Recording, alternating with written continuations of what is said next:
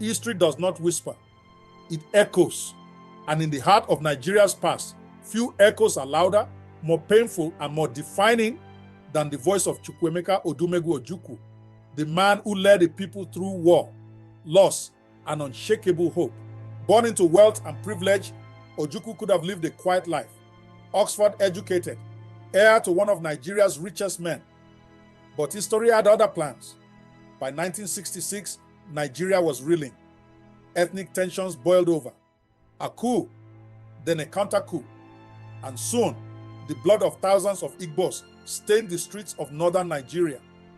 Train cars arrived in the east, not with goods, but with mutilated bodies.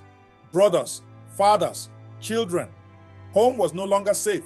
The east called for protection, and Ojukwu, now military governor of the eastern region, answered. Calm but resolute, he called for peace, for a confederation that would keep Nigeria together while giving each region autonomy. But Lagos refused. Words failed. So the East did what many see as unthinkable. On May 30th, 1967, Ojukwu stood before the people of eastern Nigeria and declared the Republic of Biafra, a new nation born of desperation, but also of pride, of survival. For the Igbos, Biafra was not just a flag, it was dignity. And in that moment, they believed they were not walking into war. They were walking into freedom. But the drums of unity from the federal side grew louder and heavier. On July 6, 1967, Nigeria launched Operation Unicord. The war began. It wasn't just soldiers who fought. Mothers dug trenches with bare hands. Children learned to run from air raids as instinct. Fields became battlefields. Hunger became a weapon. The world remembers the Biafran War not just for the bullets, but for the bellies, swollen with kwashiorkor, hollowed by sanctions, silenced by a blockade. Ojukwu would later say, I was faced with a simple choice: allow my people to be slaughtered or fight. And fight they did.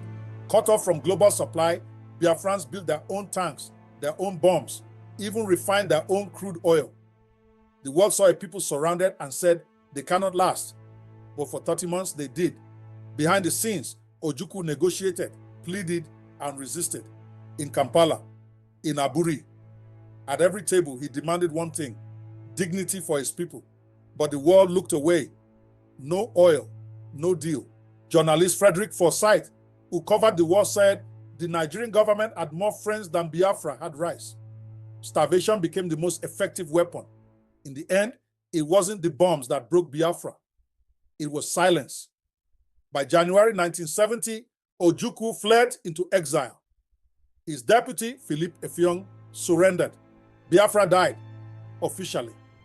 But in the minds of millions, the scars still breathe. Years later, Ojukwu returned to Nigeria, greeted not with handcuffs, but applause. Some called him a traitor, others called him a hero, but all knew he was a symbol, a reminder. The Biafran War wasn't just a fight over land. It was about identity, about the right to live without fear, about the cost of silence. Ojukwu's war, for all its tragedy, forces us to ask, what is worth fighting for? And perhaps more importantly, what is worth living for?